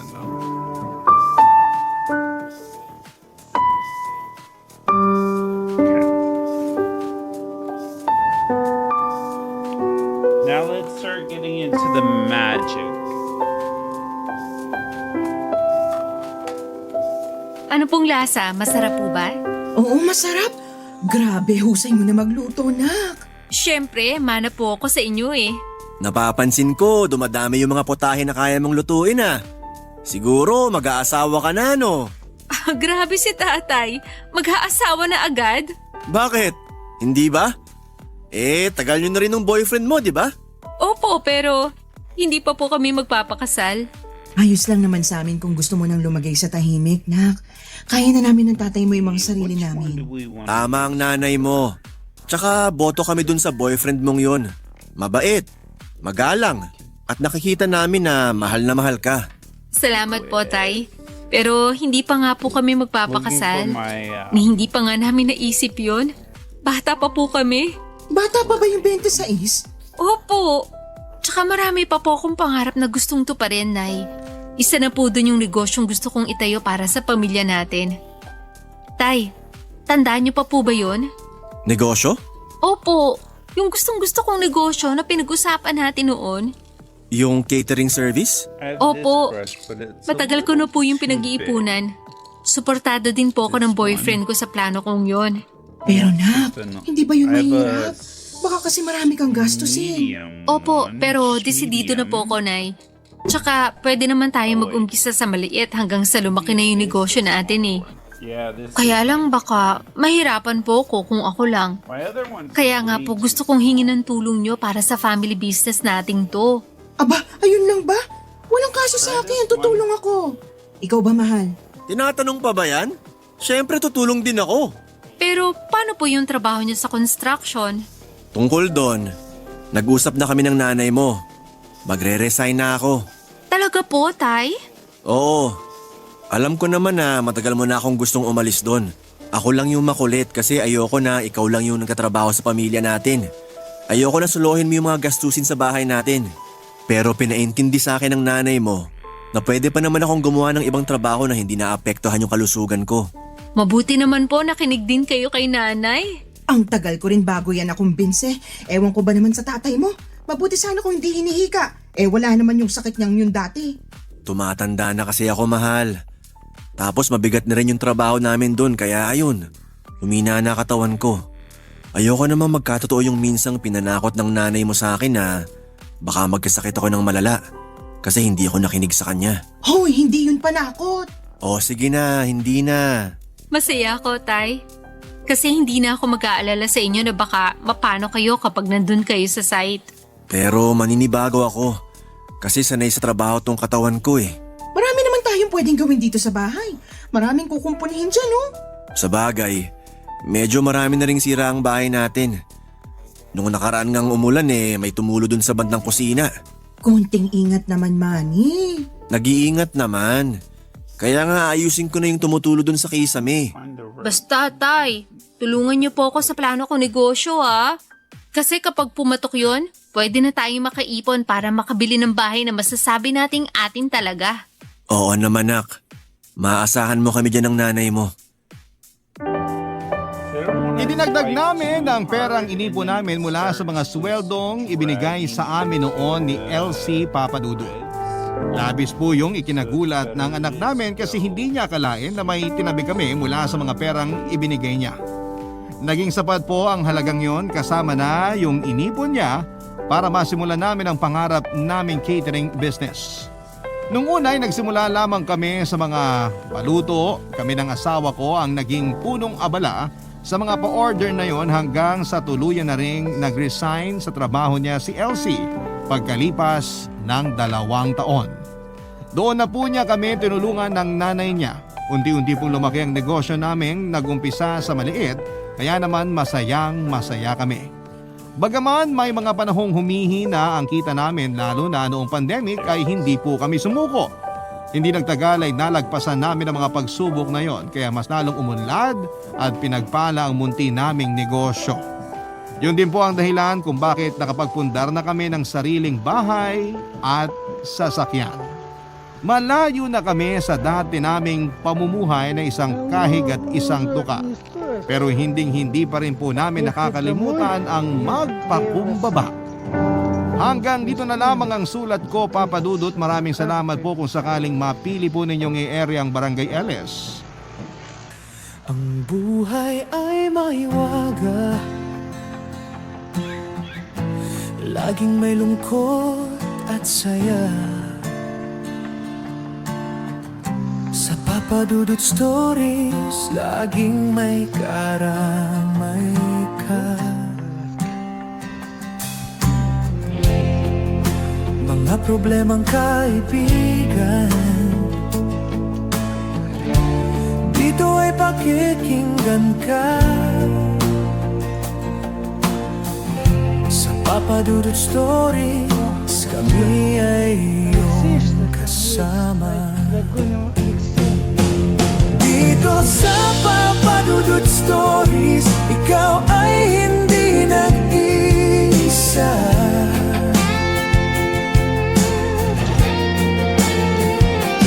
Dito sa Papa Dudut Stories, may nagmamahal sa'yo.